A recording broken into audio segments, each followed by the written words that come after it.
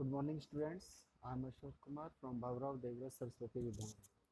Today I am going to teach you the topic future perfect continuous tense. Students, this is the topic for English grammar and for class 6 to 8th.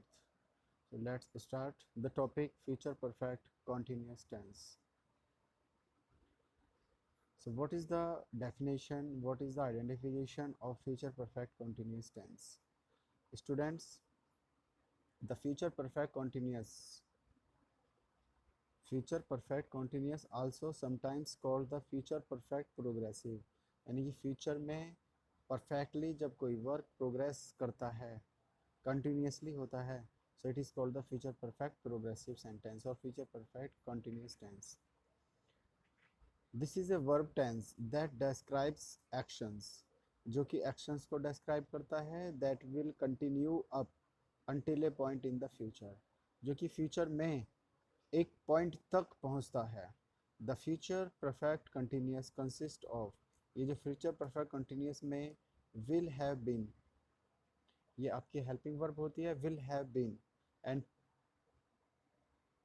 Present participle. Present participle मैंने इससे पहले भी 2 sentences में आपको बताई थी कि base form, जो बेस फॉर्म होती है, इट मीन्स रूट फॉर्म कहते हैं, और उसमें आईएनजी जब इंक्लूड कर देते हैं तो वर्ब रूट फॉर्म होती है, वर्ब की फर्स्ट फॉर्म, उसमें जब हम आईएनजी फॉर्म यूज़ करते हैं. एग्जांपल से क्लियर करेंगे इसे. At 5 o'clock, at 5 o'clock I will have been waiting for 30 minutes. इसे ध्यान से देखेंगे, जो आपकी अभी डेफिनेशन थी वो क्लियर हो जाएगी कि 5 बजे तक, जैसे ही 5 बजेंगे, इट मीन्स यहाँ पे फ्यूचर में टाइम दे दिया आपको. ओके, तो ये हो गया future. I will have been waiting, मैं इंतज़ार कर रहा हूँगा, फॉर 30 मिनट्स, 30 मिनट से.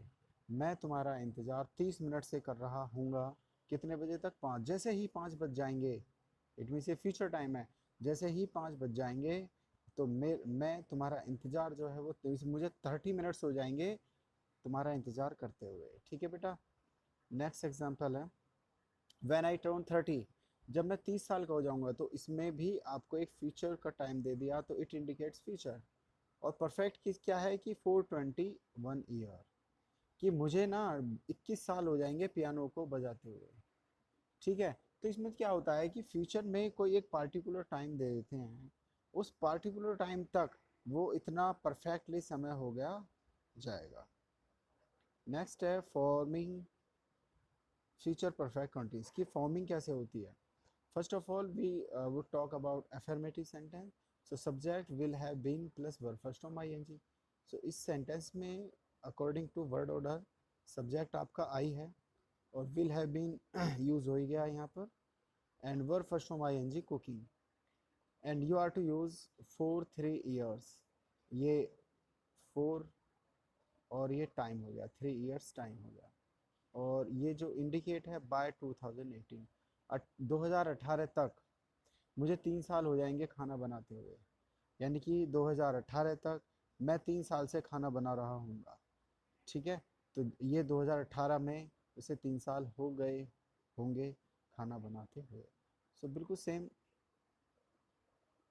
एज नेगेटिव फॉर्म है कि सब्जेक्ट विल नॉट या वॉन्ट हम बोल सकते हैं, have been verb first form ING.